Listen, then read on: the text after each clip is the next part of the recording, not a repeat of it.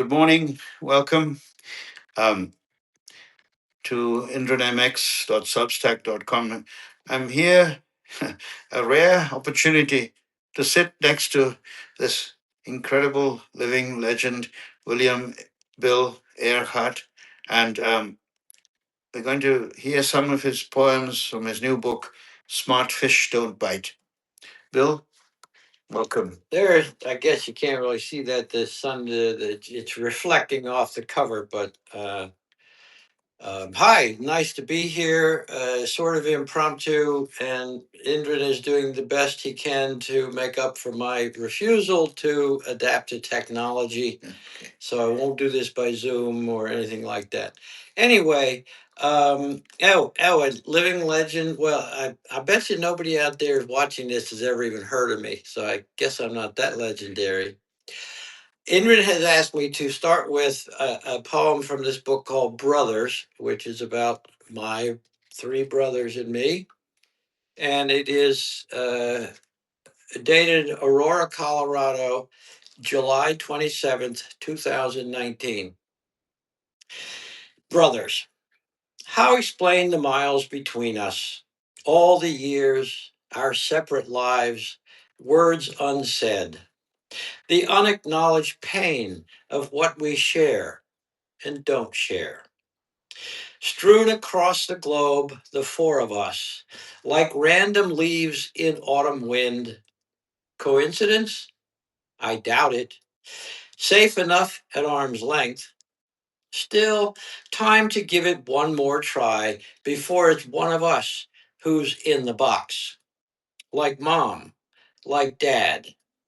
The only times we've been together in these past 53 years. There's a fact to contemplate. But finally, here we are at last, and likely for the last time, too. Let's just make the best of it. Avoid each other's throats, the tender spots, imagine slights, who did what to whom, and how we came to be the men we are. We're here. That's good enough for me.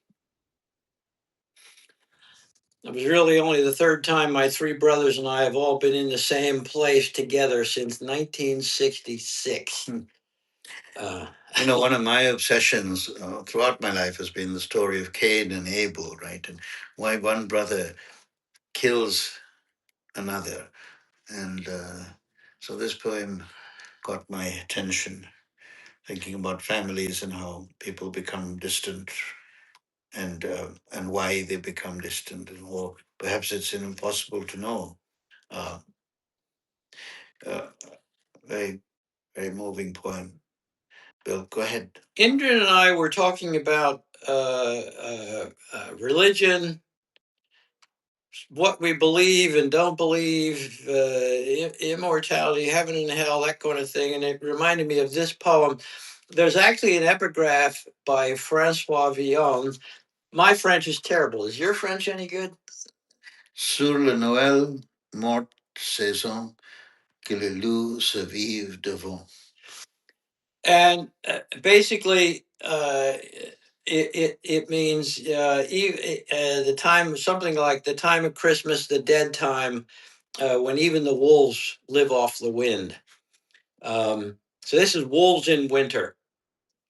We aren't used to thinking of Christmas as the dead time, but it is deep winter when even the wolves must live off the wind, and the coming of spring still months away.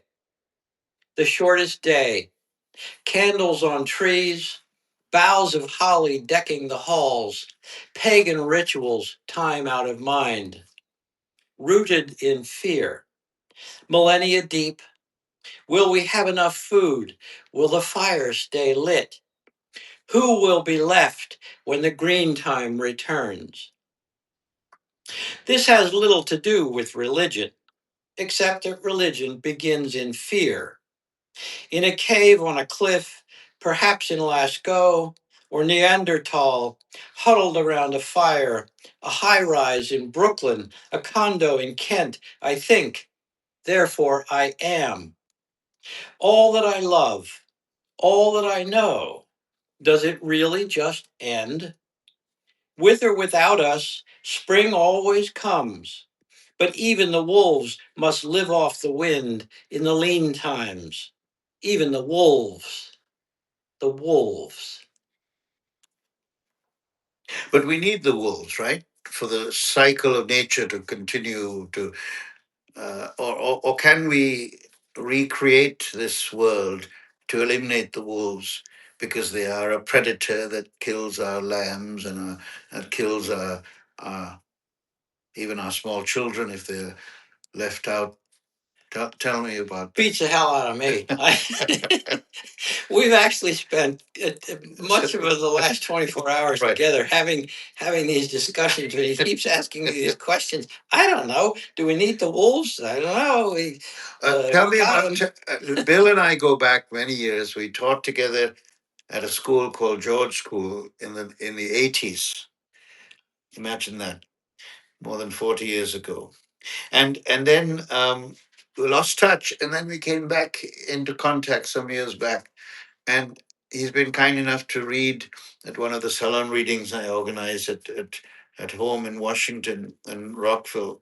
And his poetry at your service, which is his collected poems from McFarland, and then now this new book.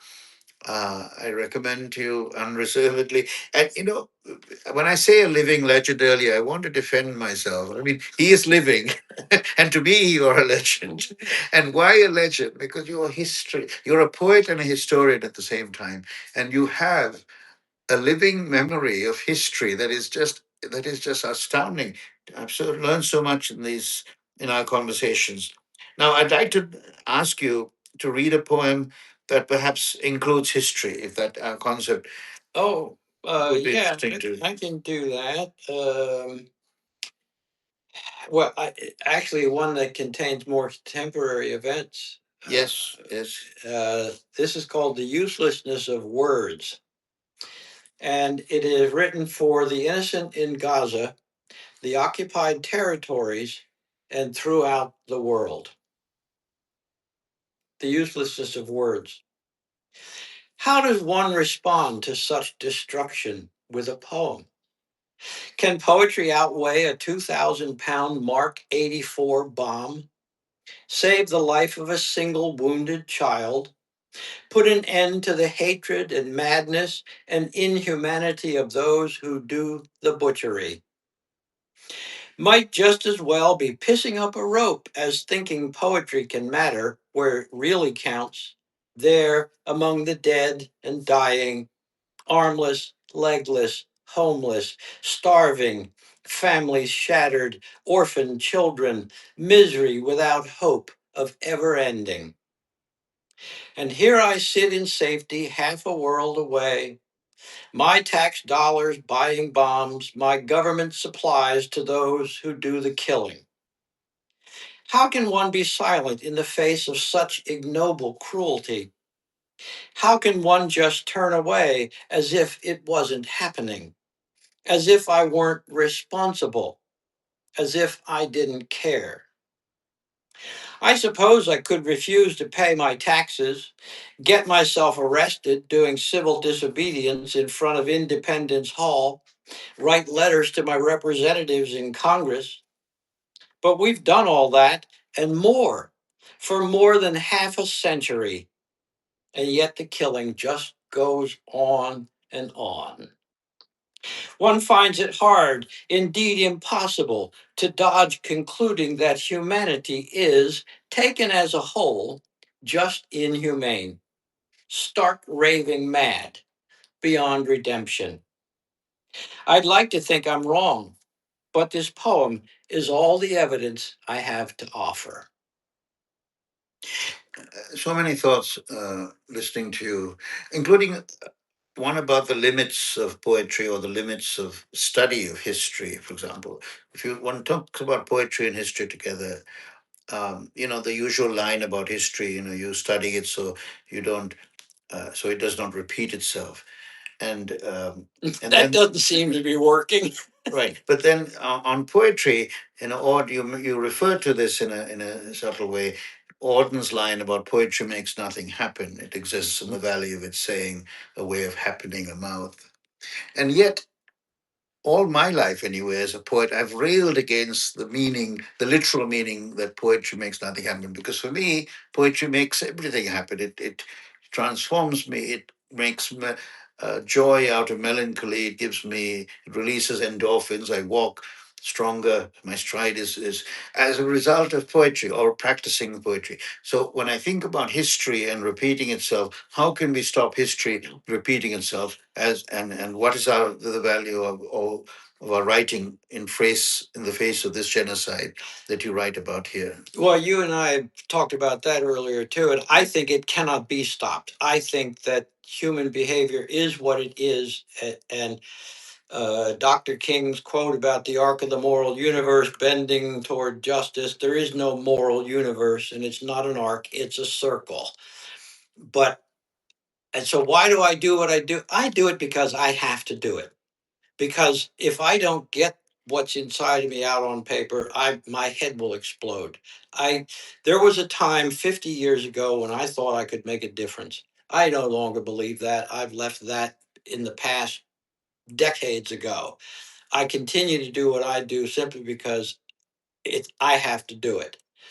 But I come back to, rather than Auden's quote, I think it's William Carlos Williams who said, "You will not find the news in poetry, yet men die miserably every day for lack of what is found there."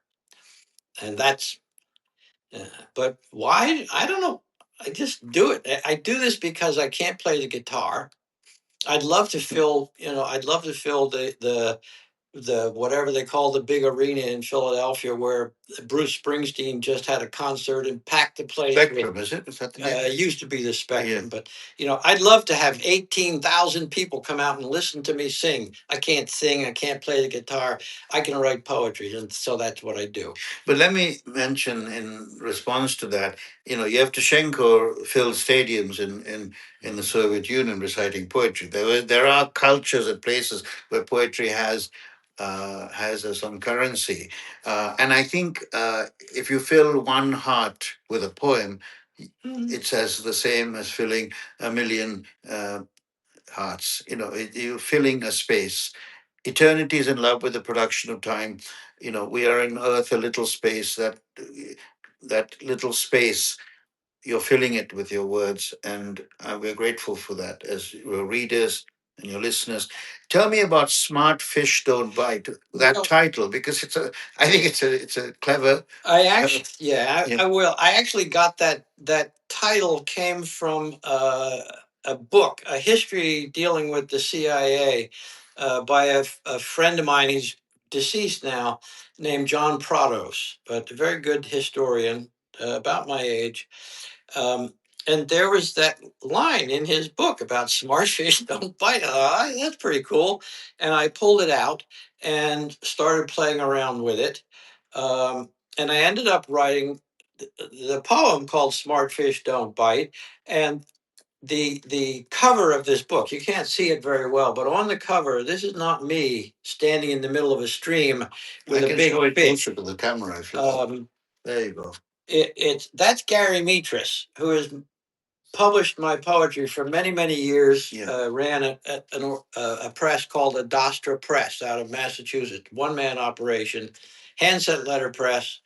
Um, but he loves fishing. He loves to go fly fishing, catch and release. Um, and this is a picture of him on the cover with a stupid fish, one that bought. And he's in the poem. So I thought it would be really fitting because I think fishing is, well, I'm not much of a fisherman. I could read another poem about fish if we have time. We do, but this is "Smart Fish Don't Bite."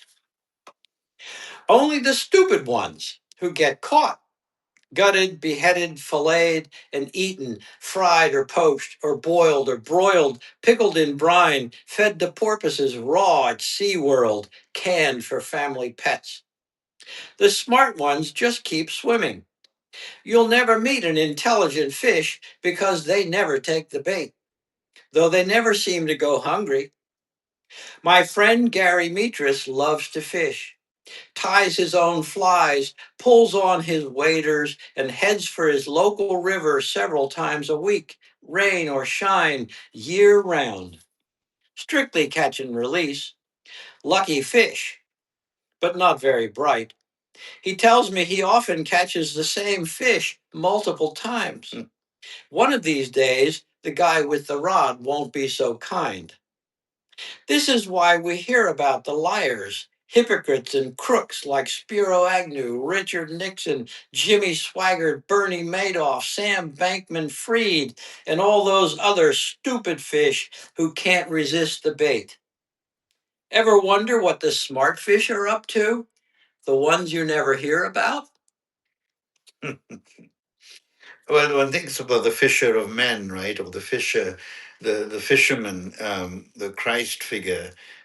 And I think about, uh, yeah, the smart fish who don't bite.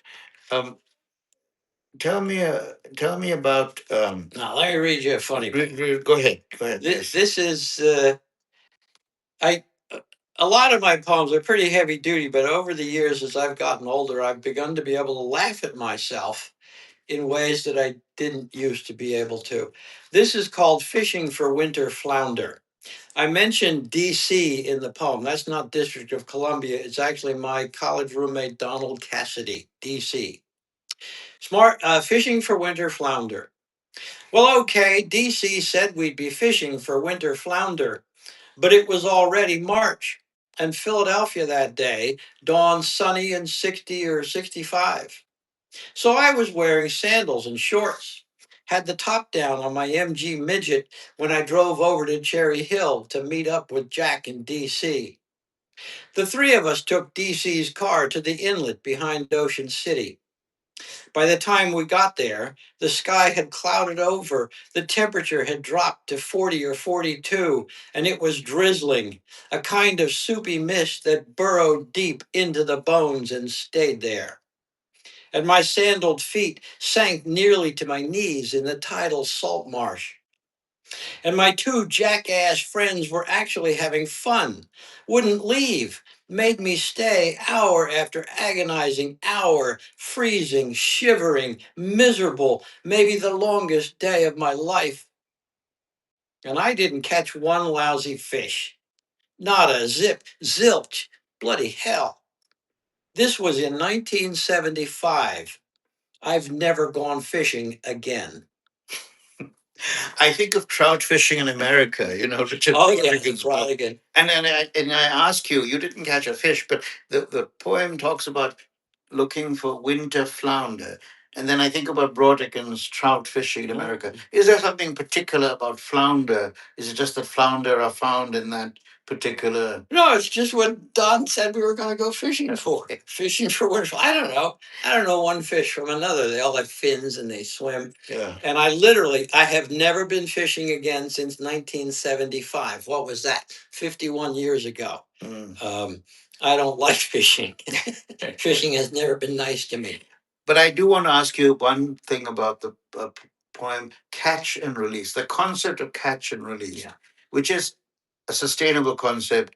It's a learned concept because I can't imagine our ancestors catching and then releasing. No, you got to eat those. They would eat them. Right. So do you see that as a metaphor that we have somehow advanced as a human race? No. Because we release No. would be catch. No, At because least your brain releases people, what it yeah, does. Some of us have advanced. there are people who trout fishing in particular, fly fishing is it's the activity itself that people like my friend Gary find relaxing, refreshing. They're out there in the natural world. They fish with unbarbed hooks. So it's first of all, it's very easy for the fish to jump off the hook because it's not barbed.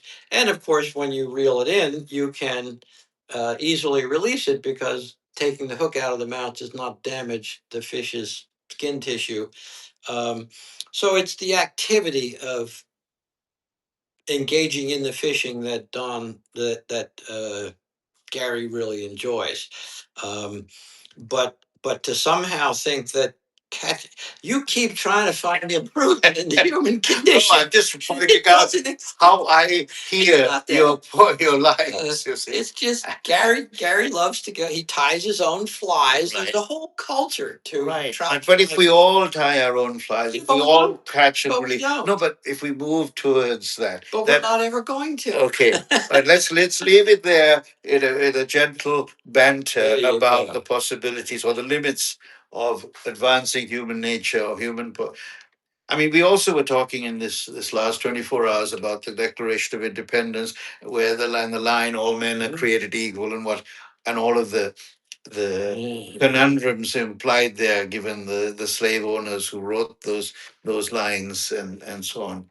And I think about America. I can't resist but talk to you, jumping away from your book a little bit, and by way of concluding at least this conversation, to ask you about at this stage in 2026, you've been writing poetry for more than 50 years. Um, what have you uh, learned? Where are you going as a poet? We could talk just about the aesthetics of your poetry, if you like, because we have also discussed the different kinds of voices in American, let's say, in American poetry. Uh, uh, Poems that speak to you, poems that go right by, like that fish, that smart fish that doesn't bite. So tell me about your aesthetics as a poet. I mean, I hope a listener will benefit from just learning a little bit about this master craftsman, at this stage in his career. Go ahead. I've been writing for 61 years, 62 years, really. The first time I wrote a poem that I wasn't forced to write by a teacher, I was 15. And I've been pretty much writing steadily ever since I was 15. I'm 77 now. My writing style has changed enormously. I've always written in free verse, with a few exceptions. But early on, and for much of my first several decades, I wrote in short line lengths. Um, Line breaks didn't come at regular intervals. I broke a line where I thought it made sense. I would think in terms of the last word in a line gets paid attention to, and the first word in the next line, and I would break lines with that in mind. Increasingly, in the last several decades, I have been working increasingly in syllables. Uh, Not really metrics as such, but in counting syllables, and generally working in tetrameter or pentameter lines. Although again, that implies rhythms that I'm not necessarily following, um, and even more so in the last couple of years, I'm tending to write stuff which I think a lot of people would call just chopped up prose. It's just really prose, and you're just putting lines in where you feel like it. And there may actually be some truth to that. Um, I don't care. I also, when I was until 15 or 20 years ago, I always composed poetry longhand. I would work with a pencil and a pen and a piece of paper. Um, as I've gotten older, I've gotten lazier, and I've tended to do a significant number of amount of composition on a keyboard. I obviously work with a computer now, um, and I'll write a few lines in longhand, and then I reach a point where I don't know what to say next, and so I'll go and I'll type in what I've written to that point, and then I'll come back to the handwritten page and fiddle around and see where to go. Increasingly, in the last, I'd say 2 or 3 years, I compose entirely at a keyboard now. I don't think it makes me a better writer. I'm just a lazier writer. And as I've gotten older, writing by hand is hard work now. It makes my hand hurt. Um, the trouble with composing on a key, I still revise all the time. But when I'm working by hand, I can have three different versions of the same line visible on that page simultaneously. I can't do that with a computer. So if I revise a line on the computer, I've lost the original line that I had. It's Right, gone. right. I no longer, I can, if you go to my archive at LaSalle University, you'll find a whole huge box of manuscripts of mine where I have 6, 7, 8 different drafts of the same poem. I no longer have that anymore. I end up with a poem that I like and they're printed out, and that's that. I don't think that's a good thing. I don't think technology has been a good thing at all. It's here. I'm stuck with it. Um, we're doing this on this little telephone thing because I refuse to use Zoom. My computer won't even do Zoom. Um, but as I said, I'm so what the way that I write now is very, very different than the way I was writing 20 years ago, let alone 40 years ago.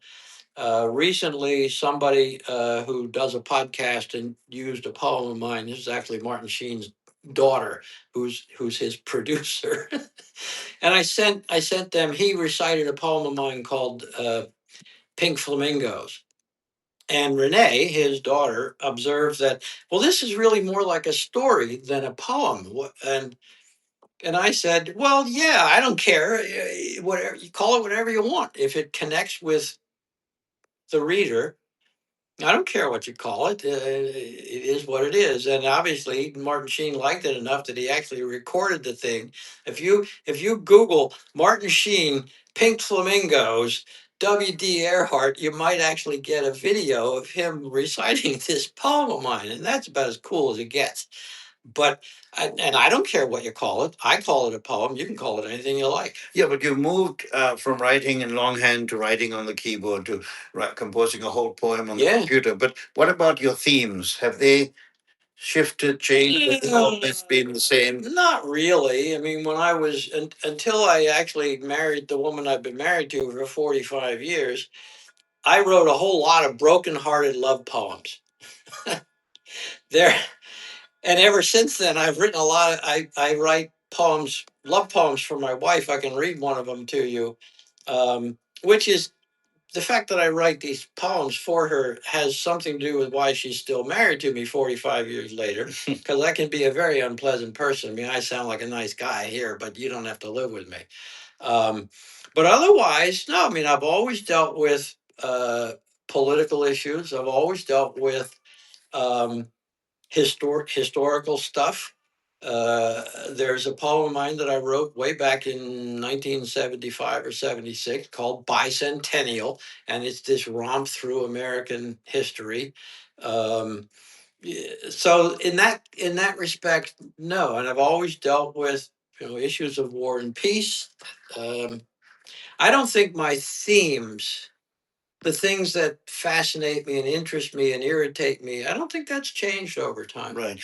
Why don't you take us out with a wholehearted love poem as Yeah. opposed to a broken-hearted one, or Yeah. a new look at history? And this is oh, where the hell is it? I should look it up. I'm wasting your time. No. Yeah, here we go. And this has an epigraph by a dear younger friend of mine named Arlie Bielenko.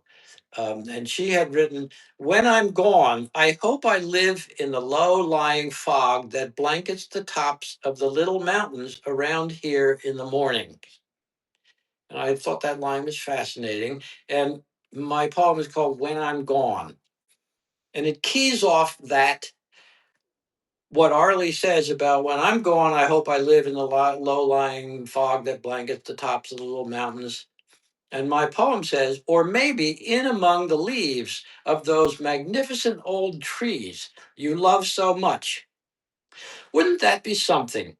Just a whisper, just enough to let you know I haven't really gone so far away. And I still love you even now, even forever. So let me be a whisper in the trees, a gossamer wisp of fog, a twinkling star in the heavens of your heart, to guide you through the years ahead until we're both where we belong, arm in arm, out there in the cosmos. Thank you so much, Bill. Beautiful. Gets me choked up. Yeah. The older I get, the closer I get to being dead, the more a poem like that goes. Lovely, lovely. Anyway, So here we are with Bill Earhart, the book Smart Fish Don't Bite, published by Moonstone Press. Moonstone Press in Philadelphia. Look out for it. And to all my subscribers, all my friends watching, consider this space a space for poetry and for commentary on poetry and for recital of poetry. Much love. Thanks for listening. Thank you. This, by the way, this